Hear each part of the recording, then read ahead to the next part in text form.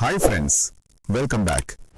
రోజు మనం పేపర్లలో, టీవీల్లో అమెరికా, చైనా, రష్యా వీళ్ళ గురించే కదా చూస్తుంటాం. ఇండియా వాళ్లతో ఏం డీల్ చేసింది, వీళ్లతో ఏం మాట్లాడింది, అంతా ఇదే గోల. కానీ మన నుండి దాదాపు 14,000 కిలోమీటర్ల దూరంలో ఉన్న సౌత్ అమెరికా గురించి మనం ఎప్పుడైనా అంత సీరియస్గా ఆలోచించామా? అవును, ఇండియా ఇప్పుడు తన రూట్ మ్యాప్ మార్చింది.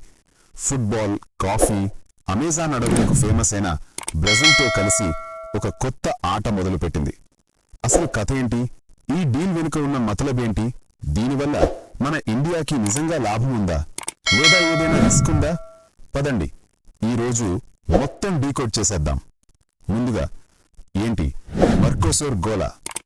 ఓకే, ఈ కొత్త ఒప్పందం గురించి అర్థం కావడానికి మనం ముందుగా మెర్కోసూర్ అనే ఒక పదాన్ని పట్టుకోవాలి.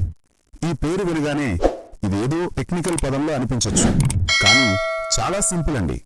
మెర్కోసూర్ అంటే దక్షిణ అమెరికాలోని కొన్ని దేశాలు కలిసి కట్టుకున్న ఒక ఫ్రెండ్లీ గ్యాంగ్.